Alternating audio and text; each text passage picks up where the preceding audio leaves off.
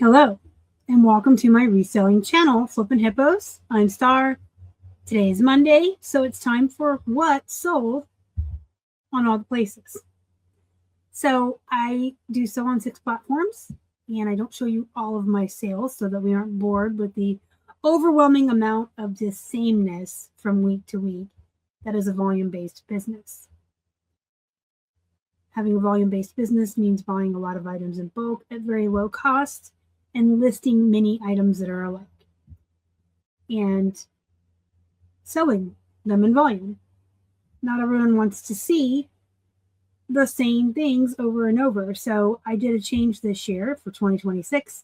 And instead of doing the eBay-centric what sold videos and showing you everything, and then sometimes doing videos for other platforms, I do all of them in one day, and I just show you the highlights.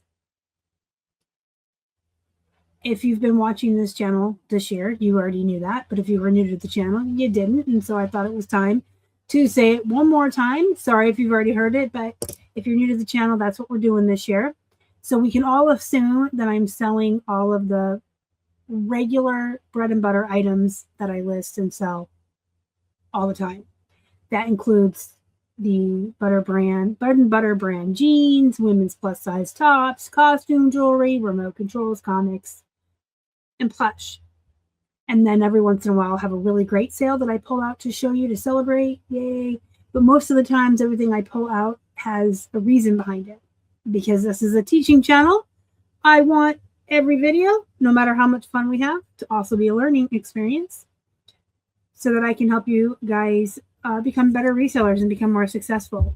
I will always pull out my mistakes and show them to you because I would rather show you my mistakes to help you avoid them than have you repeat the same mistakes that I have.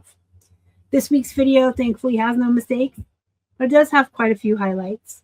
So let's just jump right on in now that you've probably already said to yourself twice, this woman talks too much.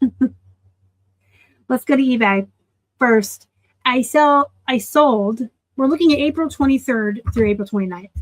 I sold a bunch of costume jewelry on eBay. Nothing really stood out, just the regular run-of-the-mill costume jewelry that I sell, priced at the prices that I price. But I did want to show you these 2 dresses and just very briefly talk about the fact that I have been pivoting the categories that I'm selling in probably for like the last 9 months, maybe even a year. I used to solely focus jeans and plush. And then Keith, when he was working the business with me, did the electronics, comics, remote controls. And we had some men's shirts and women's shirts in there, of course, because even when you focus on a niche, you're going to look at other stuff when you're out and about, or you're going to buy great deals when you find them. Then when List Perfectly came out with their AI listing assistant, I decided to branch out into other categories because in the past, if I had this Karen Kane petite midi dress, I may have had to spend 5 minutes, maybe more, online looking and researching until I found out keywords for it and what to call it. This is actually a smock dress. I don't know why I didn't put that in there. And eventually you learn, and that's how we all started in the beginning, researching. Do you guys remember all the charts you used to be able to find on Pinterest with all the different styles of shoes and purses and dresses? But you would have to spend time researching items. And in a volume-based business, I like to list as many as I can, as quickly as I can, without giving up quality. I don't necessarily do quantity over quality. I do quantity with quality. So I like to stick to the niches that I know, comp as little as possible, and stick to things that I've already spent the time to research and learn. But with AI, with List Perfectly's new AI assistant, I can take something I have absolutely no knowledge in, run it through the AI. It tells me my keywords. It tells me what I have. And then after the 4th smock dress, I know what a smock dress looks like and I've learned it. But as I'm learning and as I'm listing new things, AI is really helping me with that. It helped me learn my costume jewelry, that's for sure. So I am definitely doing things that are out of my wheelhouse and branching out because I have the help of AI and ChatGPT to ask. You can run a picture through there and go, what style dress is this? So use your AI tools. I know that a lot of people are against AI. There are reasons to be against it. That's not what this video is about. I could make a video about that, but there are many, many, many, many reasons to not like AI. But there are just as many to utilize it as a tool. As long as you're using it as a tool in your business, it's a great tool.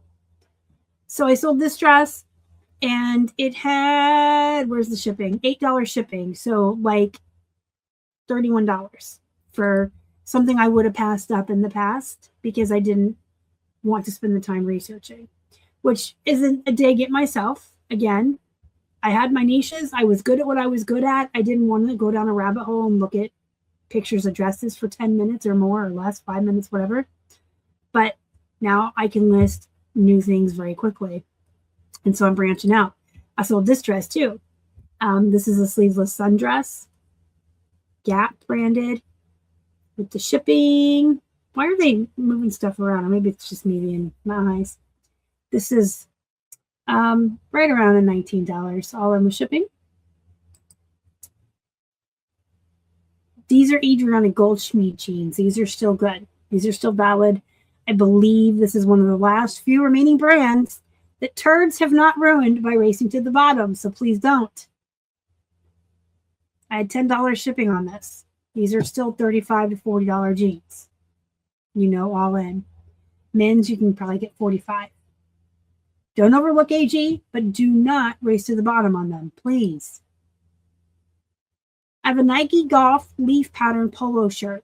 So I know that a lot of folks think that Nike has lost its appeal, and in many ways it has, but there are still Nike branded items that do sell really well. The polo shirts, the Nike Golf, for me, do really well, especially when you have a cool pattern. Would a plain black one have sold for $36? No, but this leaf pattern one, it sold for $36.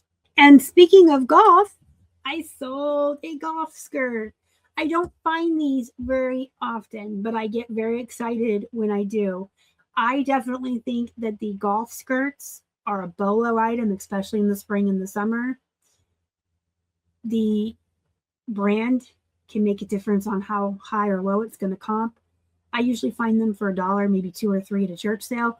So I don't comp them. I just know the golf skirts are great, regardless of brand, and bring them home. You can sell a Walmart branded golf skirt sometimes for $20. This is the EP Pro, and with shipping and everything, it was right around $26. Golf skirts are not to be overlooked, and the squirts too, and the tennis. I should mention that. So the golf skirts, the tennis skirts, the tennis dresses, the skirts, all of those things, especially this time of year. All right, we're going to move on to the highlights on Poshmark. Again, costume jewelry sells on all of my main platforms every week. We don't look at it all. I look at it, a big amount of it once in a while, just to show you the kinds of prices you can get to help increase the awareness and the knowledge in the community that you can price costume jewelry higher than most people think. It's not, costume jewelry doesn't mean it's junk, doesn't mean it's garage sale prices. Costume jewelry can sell for quite a bit. I said I sell it on most of my main platforms, so let me reiterate that is eBay, Poshmark, Etsy, and sometimes Mercari, not so much Whatnot. I sell a piece here and there. I have some static listings there or in my live shows. But my main sellers for jewelry are the big three, as I call them, eBay, Posh, and Etsy. I wanted to show you this one, though, because this has a bolo. Anything that has this abalone shell, you want to pick up.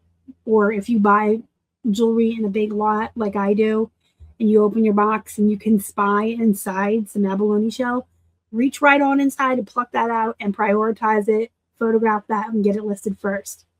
Whether it's earrings, necklaces, bracelets, it does not matter, rings, abalone shell sells pretty quickly and for a good amount of money, and it is very popular. It's very pretty too. So this sold for $20 on Poshmark. I had these CP Shades pants that came out of my 250-pound buy that I feel like I've been unboxing for a year, which I probably have been. I still have one more box, so you get to see the end of that sometime this year. There were 2 of these exact pants. Same brand, same style, same color, everything. I did not do multi-quantity listing. I just did I did 2 listings. The brand was new to me. It looked very vintage. And I priced high. And these sold for $39 on Poshmark. I still have one more pair left, so we'll see what happens. And then this vintage Neiman Marcus blouse. Now, this could have been listed a lot sooner than it had been, so here's another teachable moment in this video. Remember when I talk about, or have you ever been around when I talk about the I don't wannas? The I don't wannas are items or tasks that you don't want to deal with, that you keep procrastinating on. And if it's a physical pile of items, maybe you keep moving it around your workspace from here to there, and you never really work on it. You just kind of pick it up and move it, put it over there, because you don't want to. That's the I don't want it. We should all try to avoid sourcing I don't want it. And if you find that you have lots of I don't want it that you're constantly moving around and never getting to, either force yourself to do it or get rid of it, do a live sale, redonate it, whatever you got to do. One of my biggest I don't wannas is things that I have to steam clean. Now, I will steam clean things to get them listed, and then there's the ones that are wrinkled. And in my mind, I know it's weird, but it's 2 distinctly different piles. I buy a bunch of plush. I steam clean them. Then I can list them. That's fine. And I love plush, and I could sit and watch a movie and steam clean and photograph plush all day. I buy a bunch of new tags items. Well, I can't run them through the washer and dryer, so I've got to steam them. But they're new tags. They're going to fetch me more money. I want them up. So I'll do those. It's fine. It's things that are wrinkled. It's things that I have to steam clean wrinkles out of for some reason in my mind, or like this whole other category of steam cleaning. And it literally pisses me off. It's irrational. It's this irrational mental block. I just don't like things that I have to steam clean because of wrinkles. And I will make these big piles and fill up boxes and kick it around the room and move it. And like 6 months down the line, I'm like, oh my gosh, there's so much. And I'll just put a movie on and get it done and get it photographed and listed. This shirt was in that pile for months. When I finally got it steamed, photographed, and listed, it sold within a couple of weeks of being up. So I guess the lesson is, if there are things that become I don't want us that you still want to deal with eventually, just force yourself to do it and get over your mental blocks. I mean, I have them too. I don't know what it is. It's the weirdest thing. It's okay if it's plush. It's okay if it's new tags. But if it's wrinkled stuff, it just like, irrationally angry at it. I'm like, why are you wrinkled? Don't do that. But it sold very quickly. This is a vintage Neiman Marcus tag, in case you were curious. That's what it looks like. And this, I used contrasting cream color cuffs. Sometimes people call these shirts twofers, but those are more commonly like, it looks like a button-up sweater with the cuffs and like a collar. Like you look layered, but it's just one shirt. Okay, I brought this one up out of my Etsy sales for a very specific reason, because we're going to talk about odd things that you find that have no tags, no size tag, no brand, but are very clearly handmade and unique. You can put those on Etsy for sure, but you can list them everywhere. And the point is to just use really great keywords, do really good measurements, and then base your size off of the measurements that you get on the US standard size chart. You can Google that or let me know in the comments. I'll just give you the link. It's a standard USA size chart that will give you, if your bust is 32, it's a size small. If it's a men's 38, I think it's a medium. It's a really handy dandy chart. I used to have it taped up to my wall, in fact.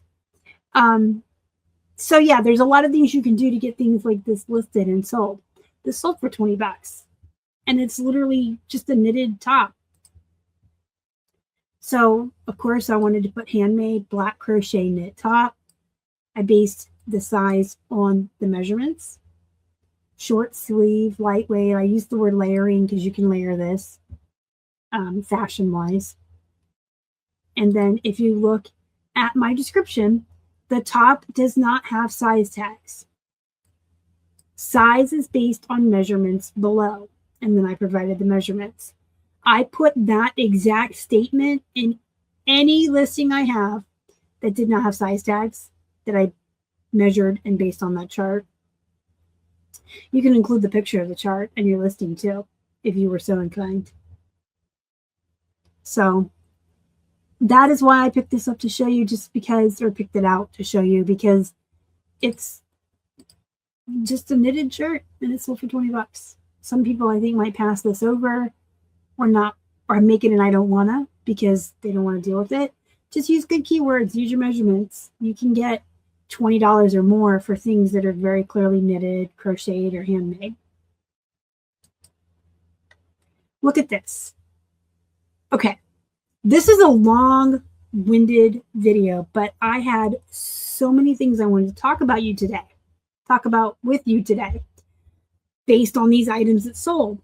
I saw an opportunity for a lot of teachable moments. So just hang in there. This is the last teachable moment in this video.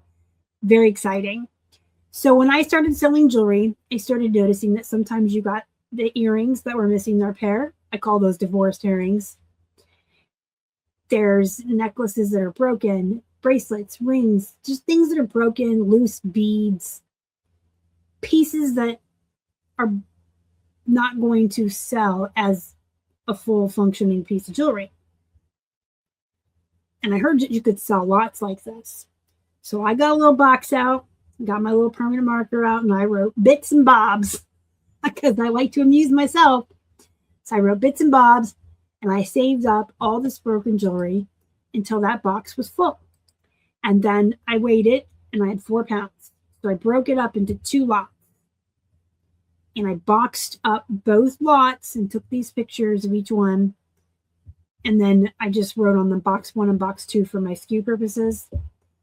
And I charged around $10 a pound plus shipping on most platforms. On Etsy, I just did $25 free shipping, or Mercari, where I'm Mercari star. I think on Etsy it might be $30. But you can charge right around $10 a pound, give or take shipping costs, with broken jewelry. And I was so excited because my net profit after fees and shipping on this was like $17 and some change. On broken jewelry, bits and bobs, divorced earrings, things that most people would have pulled out of their jewelry lots and thrown away as garbage. And I saved it up. I listed them both about a week ago. I photographed them a while ago, but you know I schedule my listings out. And I have a huge bank that I have to work through. My surprise was that the first one sold on Mercari. I thought for sure they were going to sell on Etsy first, or at least one would sell on Etsy. But the first one sold on Mercari. I still have one more listed. And so this is a great idea if you do jewelry. You can also sell tangled lots because there's weirdos like me. I have several friends that like to untangle jewelry too. There's tools and picks and things you can get, and you can sit with the box in a movie. It's, for someone like me, it's ASMR. It's a dopamine hit. It's very soothing. I do really enjoy sitting with the box of tangled jewelry and working through it. It's a puzzle. It's a mystery. Some people don't have the patience for it. So you can also sell these boxes of tangled jewelry. I haven't really comped them or looked into the prices, but I think people do those right around the same, like $10 a pound. So if you get tangled jewelry or broken jewelry, Don't chuck it. Save it until you have enough. And then you can sell lots like this. And because I still don't know how to pull up my whatnot sales without showing you my customers' names and addresses, which is not good, I just sorted my List Perfectly catalog to sold whatnot listings for the week or for all time. But look, I'm selling some of my static listings on whatnot, and I'm very excited about that. I move like 10 to 15 items a day to whatnot, and I do sell pretty regularly. Not the volume I sell on eBay, right? This is whatnot static listings on a platform that's known for live shows. But I do like it when some stuff moves. I sold a couple of comic books of Superman and Spider-Man and some Charming Charlie earrings. And I think I sold those for like right around 13 bucks on whatnot. So that was exciting. So those are the highlights from the week, or all of the teachable moments. There were quite a few in there, but there was a lot of things I wanted to share with you guys to help you learn. Most specifically, don't be afraid of AI. Use it and branch out. Try new categories because you're using AI, right? Don't race to the bottom. Keep those remaining good jeans brands where they're at. Nike's still good, especially Nike Golf. And all golf and tennis things are great. Costume jewelry can be priced high. Look for abalone shell. Don't ignore your I don't want to deal with them. Don't overlook handmade items. And don't throw away broken jewelry. That was a lot in one video. This was more of a what to sell than what sold. But, you know, there were a lot of teachable moments this week. I sold a lot of items that really needed some discussion. If you have any questions, comments, concerns about anything you saw in this video or reselling in general, leave it in the comments. And oh wait, don't forget, you need to subscribe to the channel and hit the like button so that I can feed my hungry hippos. And I will see you in the next one. Bye.